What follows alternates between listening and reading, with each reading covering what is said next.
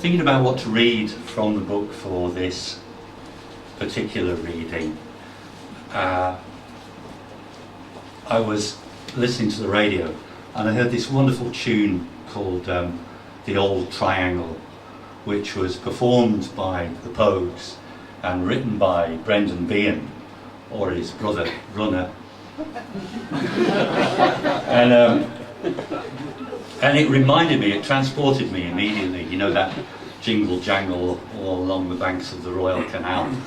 Well, it reminded me of a really important trip for me to a place called Pollardstown Fen in Ireland. I was doing a radio programme to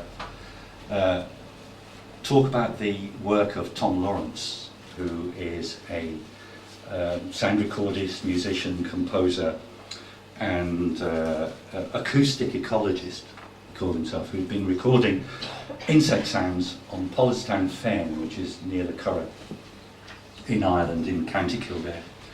A wonderful place.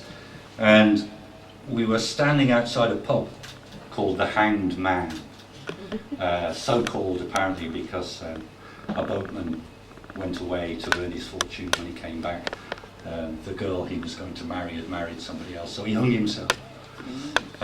Anyway, that story got mixed up with other Irish stories, and this is about the sounds of Pollardstown Fen.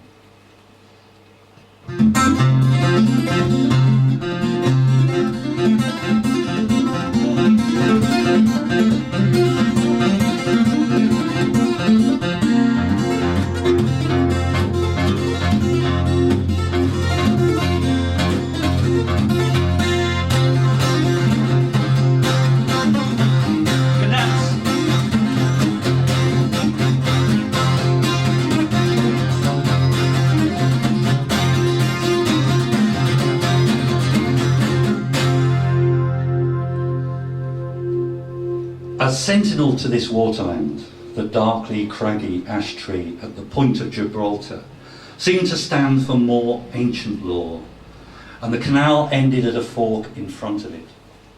In the 1790s, 2 deep drains were dug into Pollardstown Fen to supply water to be carried by the Milltown feeder feeding the Grand Canal into Dublin. The water feels so vibrant, it's not surprising to learn it was once the main water supply for the Guinness Brewery. We take the left fork, north drain. The tiny propeller fouls on a mattress of floating pondweed. The following stillness is not silence, but the absence of noise. Surrounded now by the scratchy little tunes of sedge warblers in the rustling reeds, we feel the slight heft of water and something beyond our hearing. Ducking under willow branches, my paddle turns up the unmistakable form of a dead snake. We fish it out. The first snake ever found in Ireland, the one that escaped St. Patrick's banishment. Jim grabs it and pulls. Rubber. We are heading towards Seven Springs, deep in the fen at the end of the drain and the source of its crystal water. There are white snail shells on the peat bed below and white clouds coiled in the sky above. There are skimming swallows and lurking swans and grasshopper warblers reeling out their songs. From hiding places in the reeds, we haul up a drowned holdall from an underwater garden of world water milfoil, bubbling with oxygen. Is it a bag of the hangman's fortune? Empty beer cans. I worry that Tom's patience is straining as his mission to get me to the places he's recorded gets tangled in blokish banter. He wants me to feel the specialness of this place in order to understand his recordings. As we fool about enjoying the crack, water beetles and water boatmen go about their watery business. I watch these insects swimming, hunting, searching for mates or whatever they're doing, and as fascinating as they are to me, they seem no more extraordinary than the brilliant dragonflies and butterflies flying through the still fen air. However, Tom's revelatory recordings show the aquatic insect phenomenon is far more wondrous than that, or finding a bag of treasure. or a mythical snake. It was a calm, still summer day like this when Tom first dipped a hydrophone, an underwater microphone, into Pollard's Town fen. What happened was life-changing. He heard such a terrible noise, he thought his kit was broken. After checking for gremlins in plugs and cables and testing everything he could to satisfy himself there was nothing wrong with his recording equipment, he tried again. Same thing. A screaming banshee wail made him aware it was the human ear, not electronic gear, that couldn't take it in. Tom's hydrophone was picking up the warning cry of a water scorpion. Dark, predatory Scorpio, a water sign, chasing Orion through the cosmos, ruled by warlike Mars. Not really a scorpion, but a bug only 30 millimeters long. Shocked, but fascinated, Tom began to record aquatic insects as scientifically as he could. Tapping, knocking, hammering, drumming, clicking, creaking, cracking, croaking, buzzing, fuzzing, bleeping, winding, reeling, revving, puttering, pattering, humming, pulsing, squealing, shrieking. The insects reveal themselves. They're whirligigs, water boatmen, great diving beetles, lesser water boatmen. 100 species of creatures which can keep up these extraordinary sounds all day at over 2,000 kilohertz. 2 kilohertz, what am I doing? At 2 kilohertz, reaching 99 decibels, the equivalent of hearing a full orchestra from the front row. They are singing like birds to attract a mate, to warn off rivals, to stake a claim. They are communicating as we do. They're moving, breathing, feeding, sexual frenzy in the world. For centuries, we've known grasshoppers rub a row of pegs on their hind legs against thickening forewings. And crickets rub their wings together to create those fiddling tunes so evocative of summer. This is called stridulating. Only fairly recently it was discovered that aquatic insects communicate by stridulating too. Using specially adapted structures on their limbs, heads, wing cases, and, according to recent research on some species of water boatmen, their penises, don't knock it till you. The stridulatory pegs are rubbed over a plectron to cause a pulse of sonic vibrations which can increase in intensity. The more pegs scraped over the plectron, the more variable the pitch, intensity and rhythm of the train of sound. Under our daft boat, under the threshold of our hearing, under the surface of the water and its symbolic function as the skin of our reality, lies another island, a country dominated by insects here for 12,000 years. It's really humbling to hear sounds that emerged many millions of years ago and what power they have. I put the headphones on. I see the grin of triumph and recognition spread across Tom's face when he knows I'm listening to the sounds of water boatmen. I am perplexed and entranced. Sounds I've only ever heard in avant-garde electronic music are being made by a bug the size of a pip. It's like listening to an alien intelligence, both violent and moving. If Tom were to tell me this is the origin of music, that our own music was only an adaptation of what the water boatmen were singing, I'd believe it. Each water boatman carries a bubble of air held tight to the body, replenished by frequent upside-down visits to the water's surface, and from which it absorbs oxygen through tiny holes in its exoskeleton. These air bubbles also act as receivers for vibrations of sound produced by other stridulating insects. At certain frequencies, sound received by the air bubble stimulates the bubble's carrier to stridulate as well. This stimulation seems to cross barriers of species and, like a song, it passes between individuals of the aquatic community. I think of the air bubbles as tears of the hanged boatman carrying his song through the fen.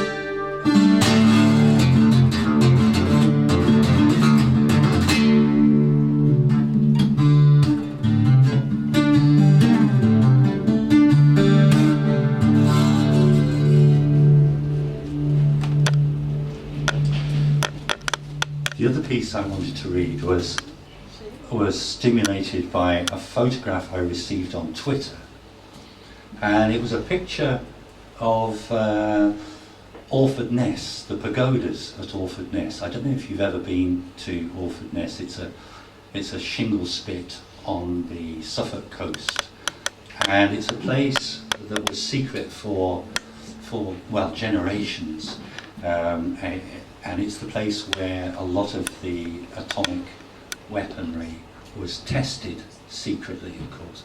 I mean, they didn't test like the whole bomb, otherwise I think you'd know about it, but they tested all the bits that make it, and this secret place was the home of these dark arts in Britain for a very long time. And I was sent this photograph of the places, the pagodas, these strange concrete derelict buildings now, where all this went on Hiroshima Day. And that was the juxtaposition of those two things was so powerful that I thought, well, I will read this piece on Orford Ness, which has got nothing to do with nuclear bombs at all. It's got to do with hares.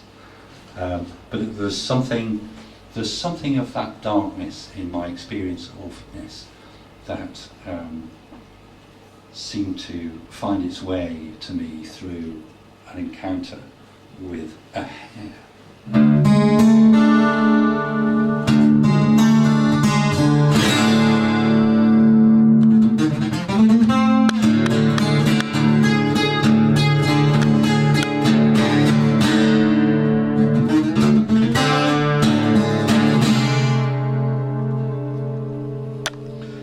A sudden drumming, not loud but startling in its reverberation through me. I turned to see a hare. She's run a short distance over bare rock, drumming an alarm with her powerful back legs. Now she crouches with her head cocked, watching me. I felt this gaze before. I was on Orford Ness, the longest vegetated shingle spit in Europe. It runs for over 10 miles along the Suffolk coast, from Aldborough to Shingle Street north of the port of Felixstowe. Ness means nose. It's a snout of land nudging into the North Sea on one side and harbouring the estuary of the rivers Ald and Ore on the other. Between the sea and the river are brackish lagoons, wet grasslands, reed beds, mudflats, grazing marsh and miles of stony shingle ridges. I was staying here on my own in the old buildings which once belonged to the Ministry of Defence and now the National Trust. The distinctive elements of Orford Ness seemed a simple trinity: stone, water and sky. But there was something in the way these elements sounded to me, the way the sea smacked against the shingle, the way the light reflected on the stones and pools, the way the wind cried over the flat ground. This was far from simple. There was something else in the oral landscape of Orford Ness, some feral power beyond its history of secret military weapons testing, something disturbing yet seductive. One evening, I watched as a curlew flew into a flame and purple sunset.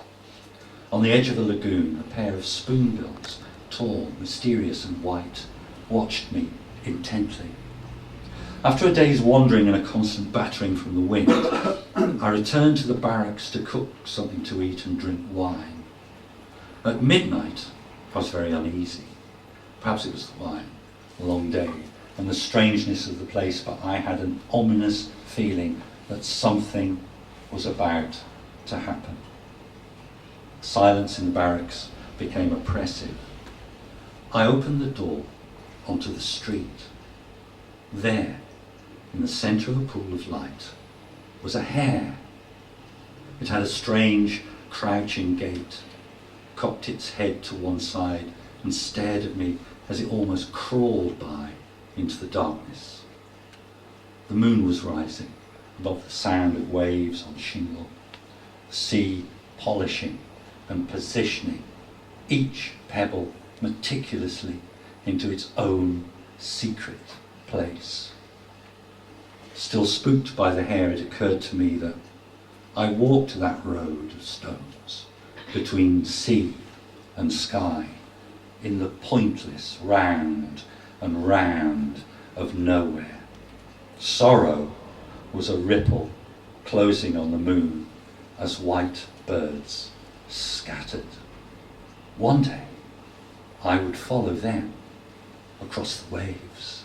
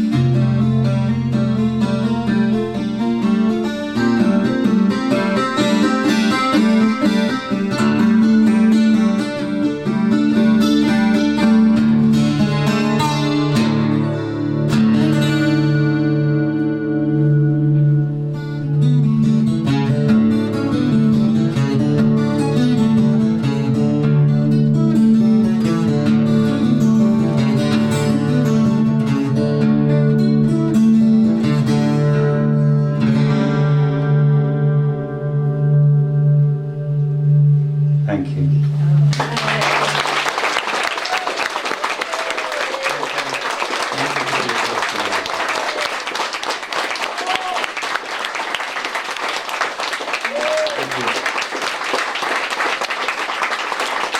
And let's sign some books.